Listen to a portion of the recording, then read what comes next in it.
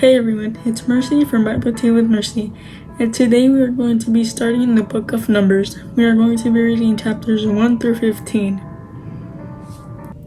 Let's begin. In chapter 1, registration of Israel's troops. A year after Israel's departure from Egypt, the Lord spoke to Moses in the tabernacle in the wilderness of Sinai. On the first day of the second month of that year, he said, From the whole community of Israel, record the names of all the warriors by their clans and families. List all the men 20 years old or older who are able to go to war. You and Aaron must register the troops, and you will be assisted by one family leader from each tribe. These are the tribes and the names of the leaders who will assist you. Tribe Reuben, leader Elizur, son of Shedeur. Tribe Simeon, leader Shelumiel, son of Zurishaddai. Tribe Judah, leader Nahshon, son of Aminadab. Tribe Issachar, leader Nethanel, son of Zuar. Tribe Zebulun, leader Eliab, son of Elon. Tribe Ephraim, son of Joseph, leader Elishama, son of Ammihud. Tribe Manasseh, son of Joseph, leader Gamaliel, son of Pedazur. Tribe Benjamin, leader Abidan, son of Gideoni. Tribe Dan, leader Aiezer, son of Ammishaddai. Tribe Asher, leader Pagiel, son of Okran. Tribe Gad, leader Eliasaph, son of Deuel. Tribe Naphtali, leader Ira, son of Enan. These are the chosen leaders of the community, the leaders of their ancestral tribes, the heads of the clans of Israel. So Moses and Aaron called together these chosen leaders, and they assembled the whole community of Israel on that very day. All the people were registered according to their ancestry by their clans and families. The men of Israel who were 20 years old or older were listed one by one, just as the Lord had commanded Moses. So Moses recorded the names in the wilderness of Sinai. This is the number of men 20 years or older who were able to go to war, as their names were listed in the records of their clans and families. Tribe Reuben, Jacob's oldest son, number 46,500. Tribe Simeon, 59,300. Tribe Gad, number 45,650. Tribe Judah, 74,600. Tribe Issachar, number 54,400. Tribe Zebulun, 57,400. Tribe Ephraim, son of Joseph, 40,500. Tribe Manasseh, son of Joseph, 32,200. Tribe Benjamin, 35,400. Tribe Dan, 62,700. Asher, 41,500. Naphtali, 53,400. These were the men registered by Moses and Aaron and the 12 leaders of Israel, all listed according to their ancestral descent. They were registered by families, all the men of Israel who were 20 years or older and able to go to war. The total number was 603,550. But this total did not include the Levites. For the Lord has said to Moses, Do not include the tribe of Levi in the registration. Do not count them with the rest of the Israelites. Put the Levites in charge of the tabernacle of the covenant, along with all its furnishing and equipment. They must carry the tabernacle and all its furnishings as you travel, and they must take care of it and camp around it. Whenever it is time for the tabernacle to move, the Levites will take it down, and when it is time to stop, they will set it up again. But any unauthorized person who goes near the tabernacle must be put to death. Each tribe of Israel will camp in a designated area with its own family banner. But the Levites will camp around the tabernacle of the covenant to to protect the community of Israel from the Lord's anger. The Levites are responsible to stand guard around the tabernacle, so the Israelites did everything just as the Lord had commanded Moses. Organization for Israel's camp. Chapter 2. Then the Lord gave these instructions to Moses and Aaron. When the Israelites set up camp, each tribe will be assigned its own area. The tribal divisions will camp beneath their family banners on all four sides of the tabernacle, but at some distance from it. The divisions of Judah, Issachar, and Zebulun are to camp toward the sunrise of the east side of the tabernacle, beneath their family banners. These are the names of the tribes, their leaders, and the numbers of their registered troops. Tribe Judah, leader Nahshon, son of Amminadab, 74,600. Tribe Issachar, leader Nathanael, son of Zuar, 54,400. Tribe Zebulun, leader Eliab, son of Elon, 57,400. So the total of all the troops on Judah's side of the camp is 186,400. These three tribes are to lead the way whenever the Israelites travel to a new campsite.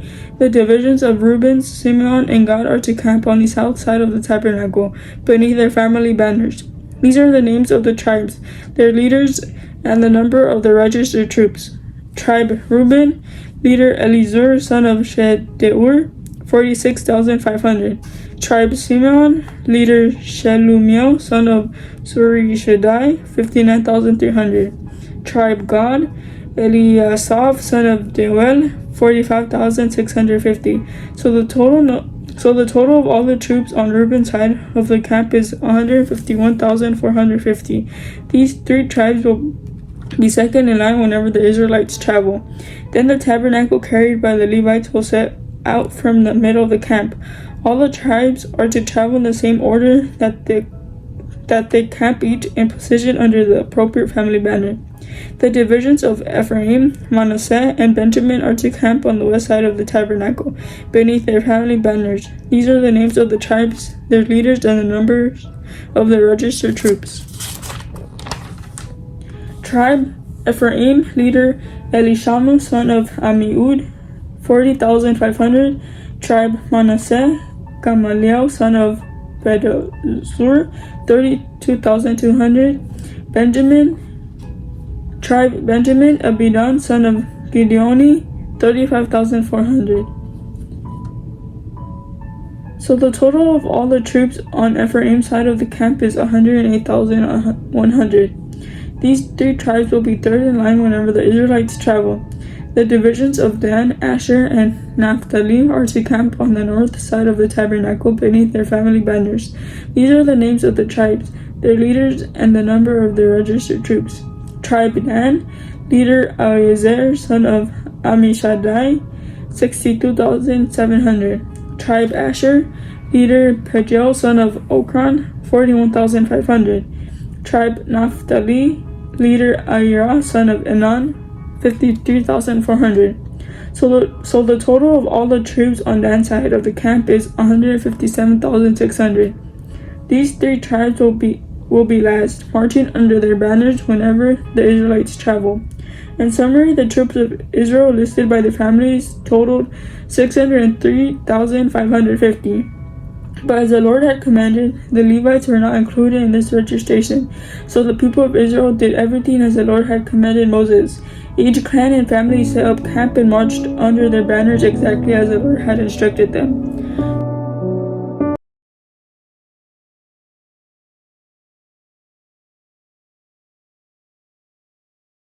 So at the beginning of Numbers, we could see how the Lord divided each tribe and gave each tribe something to do, something they would be responsible for. So we see that all of them serve, all of them are important in order for everyone to prosper. So this teaches us that all of us are important. From the person that cleans to the person that preaches, everyone is important. God has given all of us something He wants us to do. Chapter 5, verse 6. it says, if any of the people, men or women, betray the Lord by doing wrong to another person, they are guilty. So here we learn that if we do wrong to someone else, we aren't hurting just them, we're also hurting the Lord. So this teaches us to be good to everyone. Don't do bad to others, because it doesn't hurt just that person. It hurts that person, it hurts yourself, and it hurts the Lord. Chapter 6, verse 24 to 26 says, May the Lord bless you and protect you. May the Lord smile on you and be gracious to you. May the Lord show you his favor and give you peace. This tells us that the Lord will bless us, he will protect us, he will show his grace to us, and he's gonna give us peace. The Lord gives us so much, even though we don't deserve it. He still gives us all these things, and yet we complain, just like the Israelites complained back then.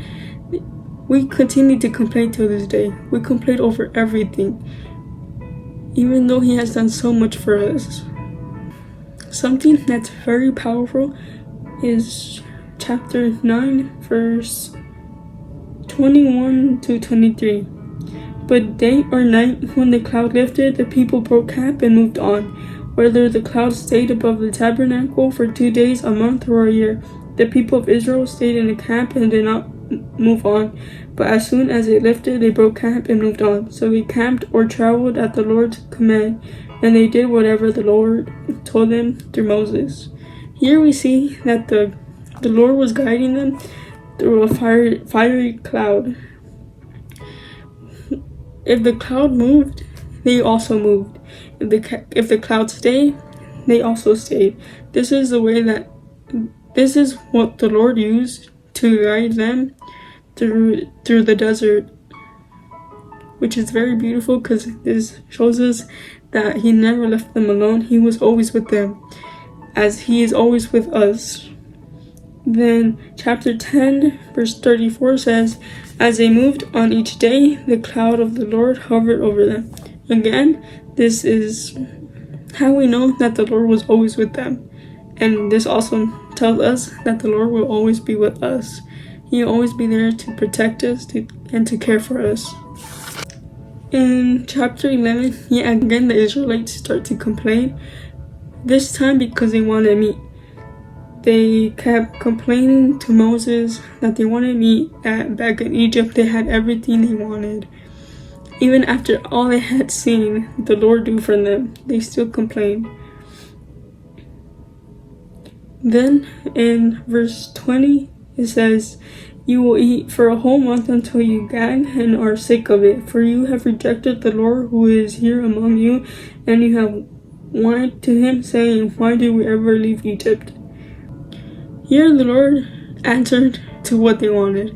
They wanted meat, so the Lord gave them meat. He gave them so much meat to the point that they were going to be sick of it and would stop complaining. In verse 21, we see that Moses started to doubt a little bit. It says, But Moses responded to the Lord, There are 600,000 foot soldiers here with me, and yet you say I will give them meat for a whole month. Even if we butchered all our flocks and herds, would that satisfy them? Even if we caught all the fish in the sea, would that be enough? Then the Lord said to Moses, Has my arm lost its power? Now you will see whether or not my word comes true. We know the Lord is very powerful, and what he says will happen. As we've seen through Genesis, Exodus, Leviticus, and now Numbers, what he said he'd do with Joseph, he did it. What he said he'd do with the Israelites, he did it. The 10 plagues he said would happen, all that came true because the Lord said it. That is it for day 9 of the 90-day Bible reading challenge. And remember to always trust in the Lord. Remember that he is always with you wherever you go, whatever you do, he is there to care for you. God bless.